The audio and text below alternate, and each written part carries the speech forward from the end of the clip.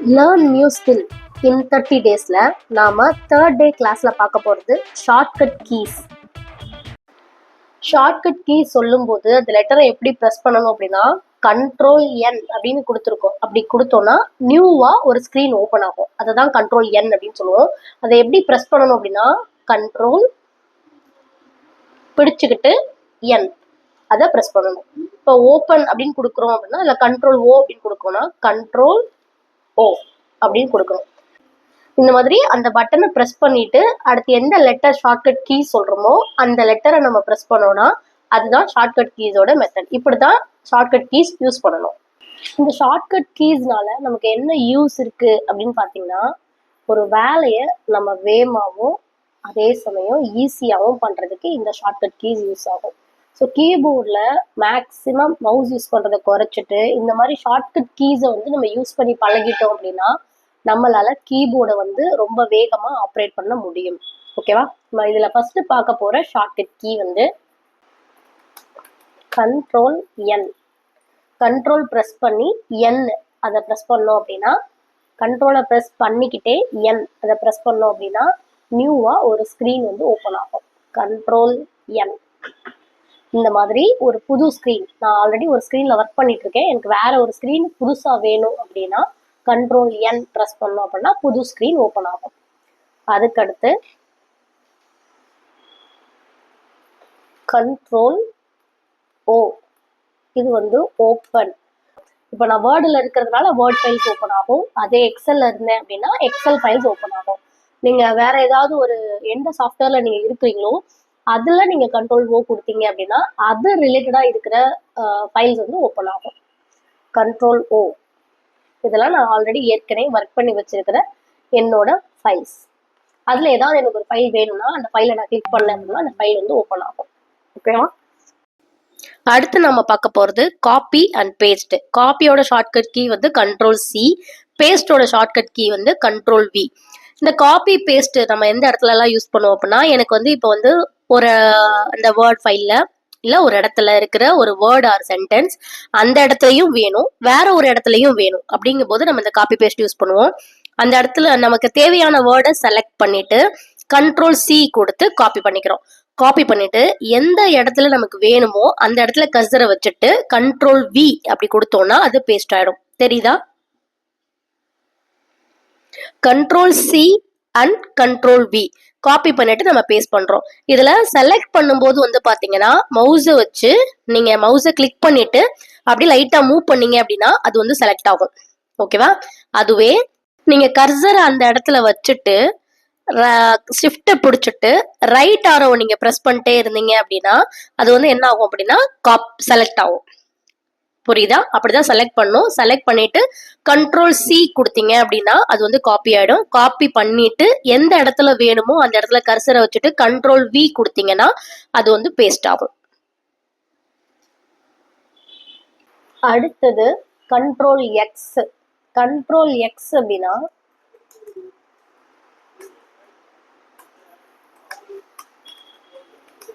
கட்டு. Control X அப்படின்னா கட்டுன்னு அர்த்தம். காப்பிக்கும் கட்டுக்கும் என்ன டிஃபரன்ஸ் அப்படின்னா இப்போ நான் காப்பி அப்படின்னு இங்கே இருக்கிறத காப்பி பண்ணி இந்த இடத்துல பேஸ்ட் பண்ணும்போது இங்கேயும் காப்பி அப்படின்றத வேர்டு இருக்கு, இங்கேயும் காப்பி அப்படின்றத அந்த வேர்டை நான் இங்கே பேஸ்ட் பண்ணியிருக்கேன். ஸோ காப்பின்றது நீங்கள் எந்த இடத்துல ஒரு வேர்டை சென்டென்ஸை காப்பி பண்ணுறீங்களோ அந்த இடத்துலையும் இருக்கும், தென் நீங்கள் எங்கே பேஸ்ட் பண்ண போறீங்களோ அந்த இடத்துலையும் இருக்கும். அதுதான் காப்பி. கட்டு அப்படின்றது நான் இப்போ இதை செலக்ட் பண்ணிட்டு கண்ட்ரோல் எக்ஸ் அப்படின்னு கொடுத்தேன்னா அந்த இடத்த விட்டு அதை அப்படியே எடுத்துரும். எடுத்துட்டு வேற ஒரு இடத்துல நான் பேஸ்ட் பண்ண போறேன்னா எந்த இடத்துல பேஸ்ட் பண்ண போறோம்னா அந்த இடத்துல கர்சரை வச்சுட்டு கண்ட்ரோல் வி கொடுத்தேன்னா அந்த இடத்துல பேஸ்ட் ஆயிடும். கட்டுக்கும் காப்பிக்கும் டிஃபரன்ஸ் தெரியுதா? காப்பின்றது அதை காப்பி பண்ணி வேற ஒரு இடத்துல பேஸ்ட் பண்றது. காப்பி பண்ண இடத்துலையும் அது அந்த சென்டென்ஸ் ஆர் வேர்டு இருக்கும், நீங்க பேஸ்ட் பண்ற இடத்துலையும் அது இருக்கும். கட்டு அப்படின்றது அந்த இடத்துல இருந்து அதை அப்படியே கட் பண்ணி எடுத்துட்டு வேற ஒரு இடத்துல அதை கொண்டு போய் பேஸ்ட் பண்றதுதான் கட்டு அண்ட் பேஸ்ட். இப்போ இதோட டிஃபரன்ஸ் உங்களுக்கு புரிஞ்சதில்ல? அடுத்து நம்ம பார்க்க போகிறது and and read. Control Z, and, control Y அப்படின்றது ரீடு. இப்போ கண்ட்ரோல் Zக்கும் கண்ட்ரோல் Yக்கும் என்ன டிஃபரன்ஸ் அப்படின்னா இப்போ நான் ஒரு ஃபைல் ஒர்க் பண்ணிட்டே இருக்கேன். அதை வந்து இப்போ லாஸ்ட் நான் 2 இது டைப் பண்ணேன் இல்லையா, தப்பா டைப் பண்ணிட்டேன். ஸோ ஒன்னா நீங்க இப்படி எரேஸ் பண்றதுக்கு பதிலாக நான் என்ன பண்றேன்னா Ctrl Z அப்படின்றத கொடுக்குறேன். கொடுத்தேன் அப்படின்னா இப்போ எக்ஸாம்பிளுக்கு நான் இங்கே காப்பி பண்ணி பேஸ்ட் பண்ணி இதெல்லாம் பண்ணேன் இல்லையா, இதெல்லாம் பண்ணக்கூடாது, ஃபர்ஸ்ட் இருந்ததுக்கு வரணும் அப்படின்னா Ctrl Z நான் கொடுத்தேன்னா லாஸ்டா நான் என்ன பண்ணேனோ அது அப்படியே ரிவர்ஸ் ஆகிட்டே இருக்கும். நான் இப்போ Ctrl Z கொடுத்துட்டே இருக்கேன், கண்ட்ரோலில் பிடிச்சிக்கிட்டு ஜெட்டை டைப் பண்ணிட்டு ஜெட்டை வந்து ப்ரெஸ் பண்ணிட்டே இருக்கேன். ஸோ நான் லாஸ்டா என்னெல்லாம் ஒர்க் பண்ணிட்டு இருந்ததோ அப்படியே ரிவர்ஸ்ல வரும். அதுதான் Ctrl Z அண்டு அப்படின்னு சொல்லுவாங்க. ஸோ இதெல்லாம் நான் பண்றது, இதெல்லாம் வந்து ஃபர்ஸ்ட் நான் பண்ணேன், அதுக்கு அடுத்து நான் பண்ணிட்டு இருந்த ஒர்க் அப்படியே ரிவர்ஸ் ஆகிட்டே இருக்கு. நான் லாஸ்ட் பண்ண வரைக்கும் என்னெல்லாம் இருந்துச்சோ அதெல்லாம் அப்படியே ரிவர்ஸ் ஆகும். பார்த்தீங்களா, நான் ஃபர்ஸ்ட் பண்ண வரைக்கும் எல்லாமே வந்து இதாயிடுச்சு. Ctrl Z. இதுல எந்த இடத்துல எனக்கு வேணுமோ அந்த இடத்துல நான் நிப்பாட்டிக்கலாம்.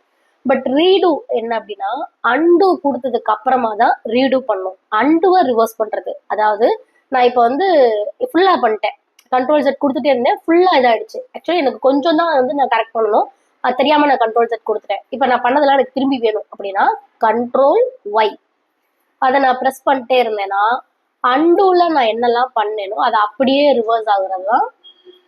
இப்போ நான் என்ன பண்ணிட்டு இருக்கேன்னா கண்ட்ரோலை ப்ரெஸ் பண்ணிட்டு ஒய்யை வந்து ப்ரெஸ் பண்ணிட்டே இருக்கேன், அகைன் அண்ட் அகைன் ப்ரெஸ் பண்ணிட்டே இருக்கேன். அதனால நான் பண்ணதெல்லாம் அப்படியே ரிவர்ஸ் ஆகுது. அண்டு பண்ணாம ரீடு பண்ண முடியாது, அண்டுவைத்தான் நம்ம திருப்பி கொண்டு வர முடியும் ரீடுல. Ctrl Y அவ்வளவுதான். இது வந்து நான் அண்டு பண்றதுக்கு முன்னாடி பண்றது, அதுக்கு முன்னாடி நான் பண்ண எதுவுமே வந்து ஒர்க் ஆகாது. ஸோ அண்டு ஒர்க் பண்ணதுக்கு அப்புறம் தான் ரீடு ஒர்க் பண்ண முடியும். அண்டு அப்படின்றது நான் ஒர்க் பண்ணதை அப்படியே ரிவர்ஸ்ல கொண்டு போறது, ரீடு அப்படின்றது அண்டுவை அப்படியே ரிவர்ஸ்ல கொண்டு வர்றது. இது உங்களுக்கு புரிஞ்சிருக்கும்னு நினைக்கிறேன். புரியல அப்படின்னா கமெண்ட் பண்ணுங்க, நான் உங்களுக்கு மறுபடியும் அகைன் இதை வந்து இன்னும் புரியுற மாதிரி சொல்றேன். அடுத்து நம்ம பார்க்க போறது போல்டு. Ctrl B, இது வந்து போல்டு. இது வந்து ஃபாண்டோட ஃபார்மெட்டுக்காக நம்ம யூஸ் பண்ற இந்த இருக்கு இல்லையா, இந்த இடத்த யூஸ் பண்றதுல இதோட ஷார்ட்கட் கீஸ் சொல்றேன். ஃபர்ஸ்ட் நம்ம இதோட ஷார்ட்கட் கீஸ் பார்த்தோம், இங்கே பேஸ்ட், கட்டு, காப்பி எல்லாம் இருக்கு இல்லையா. தென் இது வந்து ஃபார்மேட்டிங் டூல், இதோட தான் பார்க்க போறோம். Ctrl B bold, Ctrl U underline, Ctrl I italic. இப்போ இதுல நான் இது எல்லாமே போல்டு ஃபாண்ட்ல தான் வச்சிருக்கேன், அதனால உங்களுக்கு இது எல்லாமே போல்ட்ல தெரியுது. இன்கேஸ் இது போல்டு ஃபாண்ட் இல்லை அப்படின்னா இது என்ன மாதிரி இருக்கும் அப்படின்னா இப்படிதான் இருக்கும்.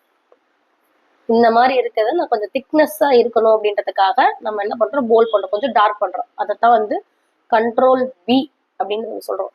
அடுத்து இருக்கிறது வந்து Ctrl U அண்டர்லைன். இப்போ இதை நீங்க எந்த இடம் வேணுமோ அதை நீங்க செலக்ட் பண்ணிட்டு Ctrl U அப்படின்னு கொடுத்தீங்கன்னா கீழே ஒரு அண்டர்லைன் வரும். Ctrl I இட்டாலிக், இது வந்து Ctrl I கொடுத்தீங்கன்னா இந்த மாதிரி சாஞ்சு தெரியுது இல்லையா, அதுதான் இட்டாலிக்.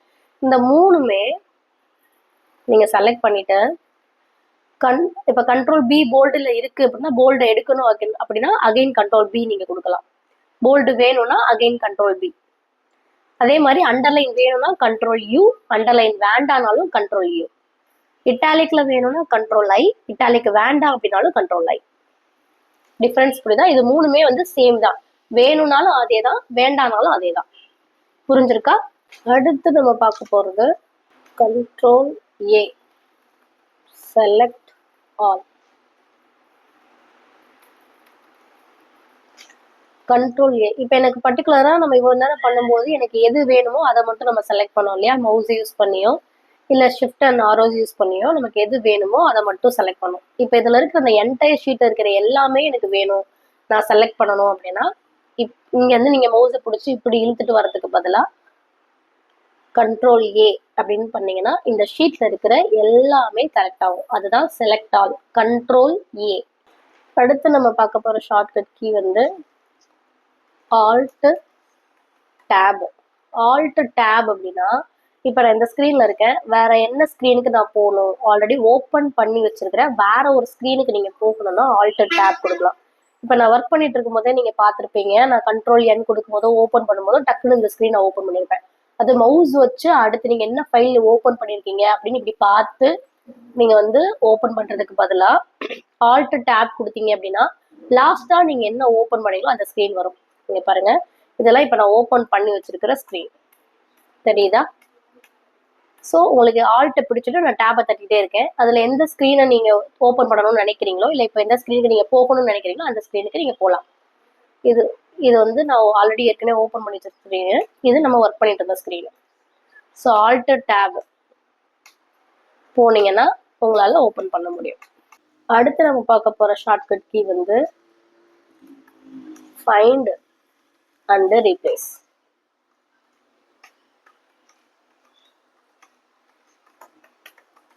நீங்க நண்பன் மூவி பார்த்துருக்கீங்களா? அதுல வந்து அந்த ஸ்பீச்சை வந்து அப்படியே மாத்தி விட்டுருப்பாரு விஜய் சார். அந்த ஒரு ஸ்பீச் வந்து அந்த வேர்டு ஃபைல்ல அவங்க என்ன பேசுறோம் டெக்ஸ்ட் பண்ணி வச்சிருப்பாங்க. அதுல வந்து பர்டிகுலர்லி ஒரு வேர்டை மட்டும் அவர் கண்டினியூஸா மாத்தி விட்டுருப்பாரு. அந்த வேர்டு எங்க இருக்குது, எப்படி போய் டக்குன்னு உடனே சேஞ்ச் பண்ணாரு அப்படின்னு உங்களுக்கு தெரியுமா? அது இந்த மெத்தடை யூஸ் பண்ணி தான். Control F and control H, find and replace. இப்போ எக்ஸாம்பிளுக்கு நான் உங்களுக்காக கிரியேட் பண்ண ஒரு ரெண்டல் அக்ரிமெண்ட். இது வந்து ஜஸ்ட் ஏன்னா என்னோட ஆஃபீஸ்க்கும் என் பில்டிங் ஓனருக்கும் நான் போட்டுக்கிட்ட ஒரு ரெண்டல் அக்ரிமெண்ட். இந்த மாதிரி ஏதோ ஒன்று நீங்க எடுத்துட்டு இதுல வந்து நீங்க வந்து ஒரு பர்டிகுலர் வேர்டை வந்து நீங்க தேட போறீங்க அப்படின்னா கண்ட்ரோல் எஃப் அதை நீங்க கொடுத்தீங்க அப்படின்னா இந்த மாதிரி ஒரு ஸ்கிரீன் ஓப்பன் ஆகும். இது ஃபைண்டு, சரிங்களா? இதுல பிரியான்ற பேரு எங்க இருக்கு அப்படின்னு நான் தேட போறேன். பிரியா அப்படின்னு டைப் பண்ணி ஃபைண்ட் நெக்ஸ்ட் அப்படின்னு நான் கொடுத்தேன் அப்படின்னா செலக்ட் பண்ணி காட்டுதா? பிரியா. இது இந்த பேரையே இந்த ஃபைல்ல எங்கெல்லாம் இருக்கு அப்படின்றது இது எனக்கு கொடுக்கும். இந்த இடத்துல இருக்கு, சரிதா டிஃபரன்ஸ் உங்களுக்கு? அப்புறம் இந்த இருக்கு. இப்படி எங்கெல்லாம் ஒரு ஃபைல்ல நிறைய இருக்கு, அதுல பர்டிகுலர் ஒரு வேர்டு எங்க இருக்குன்னு நம்ம தேடணும் அப்படின்னா இந்த கண்ட்ரோல் எஃப் ஃபைண்ட் அப்படின்ற கீ யூஸ் பண்ணலாம். இது நம்ம வந்து இந்த வேர்டு ஃபைலுக்குன்னு இல்லை, நம்ம எங்க வேணும்னாலும் நம்ம வந்து இந்த கீ வந்து யூஸ் பண்ணலாம். எக்ஸலா இருக்கட்டும், இல்லை நீங்க பிடிஎஃப் ஃபைல்ல கூட இந்த கண்ட்ரோல் எஃப் வந்து ஒர்க் ஆகும், சரிங்களா? அடுத்தது ரீப்ளேஸ். ரீப்ளேஸ் இந்த மெத்தட் யூஸ் பண்ணி தான் நண்பன் படத்துல விஜய் சார் வந்து இந்த ஸ்பீச் வந்து மாத்தி வச்சிருப்பாரு. அது வந்து என்ன அப்படின்னா, இப்ப நான் பிரியான்றத டைப் பண்ணேன் இல்லையா, அந்த வேர்டுக்கு பதிலா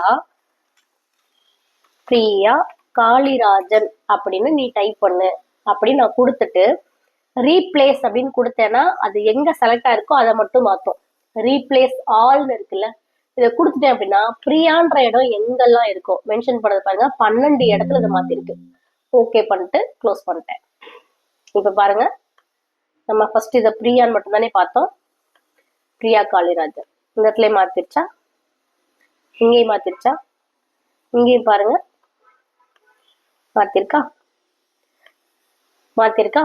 இததான் வந்து ரீப்ளேஸ் அப்படின்னு சொல்லுவோம். ஒரு ஃபைல வந்து நீங்க கம்ப்ளீட்டா ஒர்க் பண்ணி முடிச்சிட்டீங்க, ஒரு பர்டிகுலர் வேர்டை மட்டும் நீங்க தப்பா அடிச்சிட்டீங்க, அதுக்காண்டி மொத்தமா எரேஸ் பண்ணவோ இல்ல தேடி தேடி அதை சரி பண்றதுக்கு பதிலா இந்த மாதிரி கண்ட்ரோல் ஃபைண்ட் அண்ட் ரீப்ளேஸ்ல கொடுத்து அந்த வேர்டு எங்க இருக்குதோ அங்கெல்லாம் போய் இந்த இதை மாத்து அப்படின்னு சொல்லி கொடுத்தோம் அப்படின்னா அது மாத்திடும்.